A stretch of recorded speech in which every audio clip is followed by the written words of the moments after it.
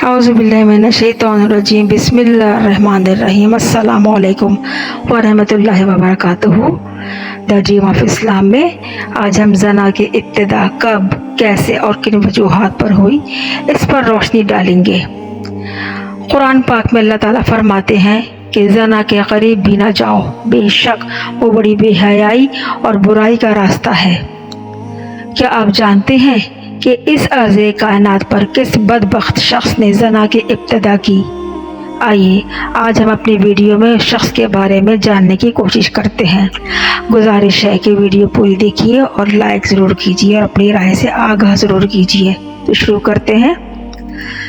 जब हज़रत आदम और हव्वा अलैहिस्सलाम को खुदा की नाफरमानी करने की पादाश में, शजर मरमुआ का फल खाने की पादाश में अल्लाह ताला ने आदम और हव्वा को ज़मीन पर उतार दिया, तो फिर बहुक्म अल्लाह ताला हज़रत आदम अलैहिस्सलाम और बीबी हव्वा की औलाद हुई।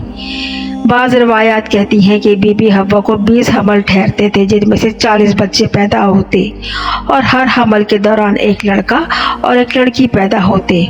ये बात याद रहे कि उस वक्त की कवानीन शरीयत आज के कवानीन शरीयत से यकसर मुख्तलिफ थे। हज़रत आदम अलैहिस्सलाम के ज़माने में एक हमल से पैदा होने वाली लड़की की शादी दूसरे पैदा होने वाली लड़की से की जाती, जबकि दूसरे हमल से पैदा होने वाले लड़के की शादी पहले वाले हमल से पैदा होने वाली लड़की से की जाती,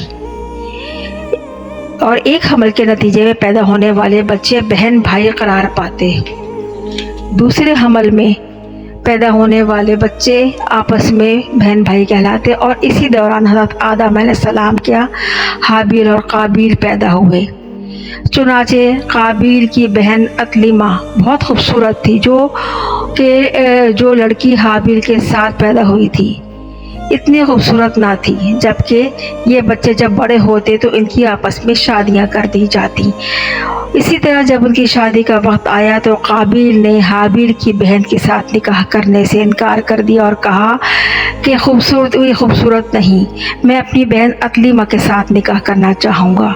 मगर ये मामला इतना आगे बढ़ा कि हज़रत आदम अलैहिस्सलाम ने हुक्म दिया कि दोनों भाई अल्लाह की बारगाह में जाकर अपनी क़ुरबानी पेश करो। चुनाचे जिसकी क़ुरबानी अल्लाह की बारगाह में कबूल होगी, वही शख्स अतलिमा के साथ शादी करेगा। काबिल खेती बाड़ी का काम करता था, जबकि हाबिल बकरियां चराने का काम, जो कि बहुत मोहब्बत और शफ़क़त वाला काम था। चुनाचे हाबिल ने खूबसूरत सा बकरी का बच्चा अल्लाह की बारगाह में पेश किया, जबकि हाबिल ने एक रद्दी झाड़ी का गट्ठा जो कि उसके खेत से निकला था वो अल्लाह की बारगाह में पेश कर दिया।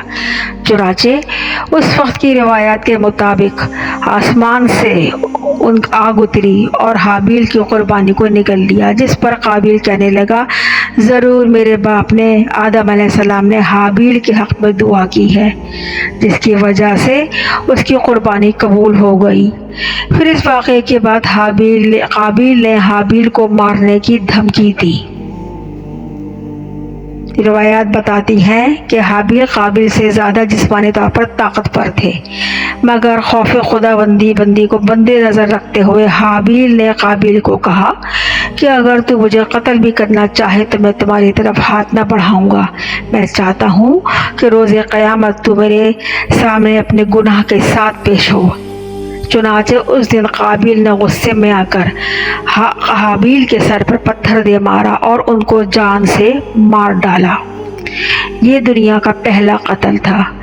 फिर कई दिन तक वो लाश को कंधे पर लटकाए घूमता रहा और एक कौवे को आखिर देखकर उसने ज़मीन खोदकर हाबिल को दफना दिया, और फिर काबिल अपनी बहन अतलिमा को लेकर वहाँ से चला गया, क्योंकि शैतान काबिल के पास मुसलसल आता रहता और इस बात से डराता रहता कि तुम्हारा बाप भी तुम्हें कत्ल कर देगा, लिहाजा अपनी बहन को लेकर दूर कहीं वादियों में चले जाओ। और उसने ऐसा ही किया, अपनी बहन को लेकर वो दूर वीराने में जाकर चला गया।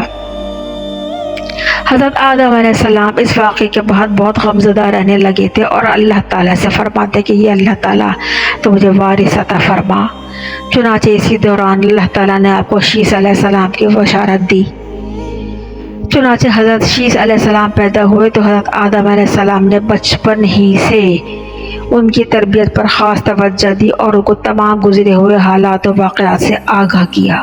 چنانچہ حضرت شیس علیہ السلام جب جوان ہوئے تو حضرت آدم علیہ السلام نے اپنے بعد ان کو مومنین کا خلیفہ مقرر کیا اور ان کو حکم دیا کہ اپنے بھائی قابیل سے اور اس کی اولاد سے دور رہنا۔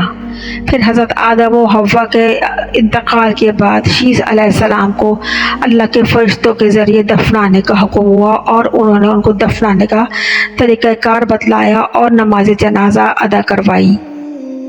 حابیل اور قابیل کے اس واقعے کے بعد زنا کی ابتدا ہوئی۔ اس بارے میں بنی اسرائیل کی روایات کچھ اس طرح بیان کرتی ہیں کہ ایک شخص کے پاس شیطان ایک غلام کی صورت میں آیا اور اسے وہاں اجرت کی طور پر کام کرنے لگا، مگر اچانک وہ غلام عجیب و غریب حرکات کرنے لگا، عجیب غریب کام کرنے لگا، طرح طرح کے لباس تیار کرنے لگا، ان کو مزامیر اور موسیقی کے آلات بنا بنا کر دینے لگا، پھر ان کو وہ ان آلات سے عجیب و غریب آوازیں سنانے لگا جو اس سے پہلے کسی نے نہ سنی تھی۔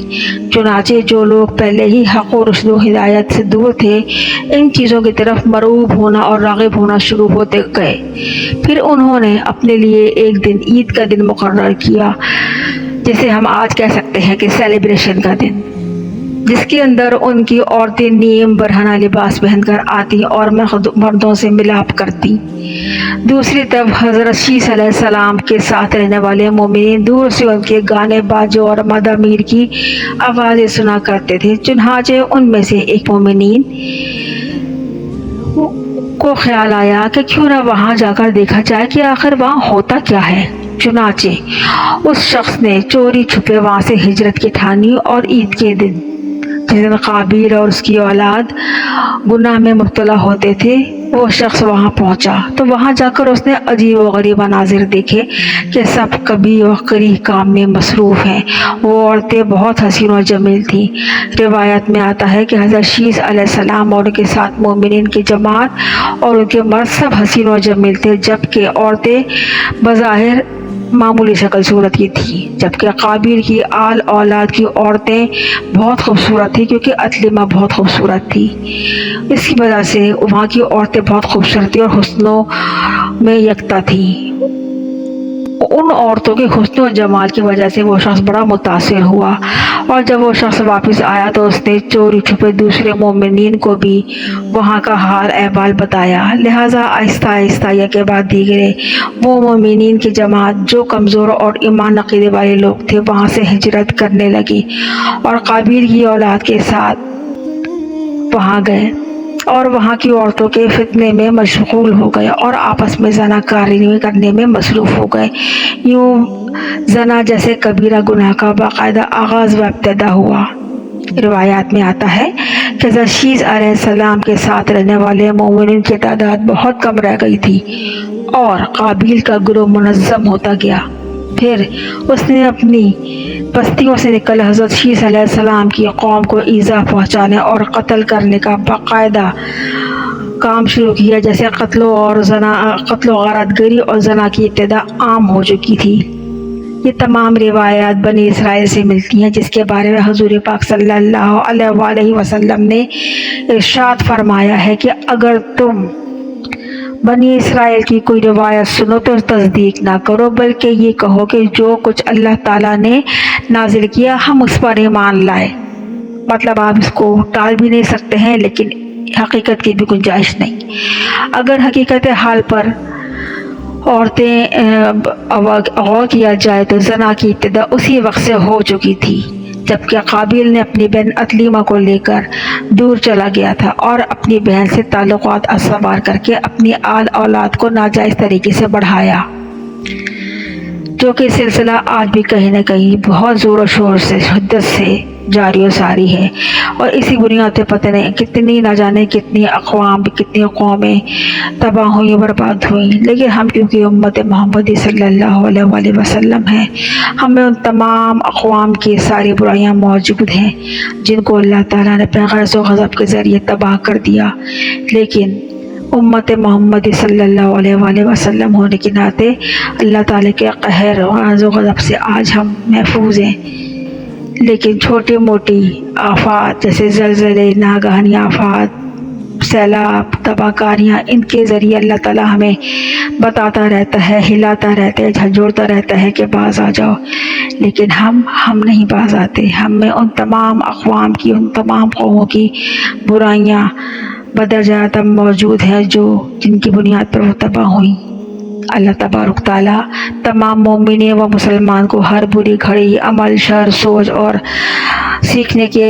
گنے سیکھنے کے عمل سے بچائے اور ایمان کا خاتمہ خیر پر کرے۔ آمین ثم آمین۔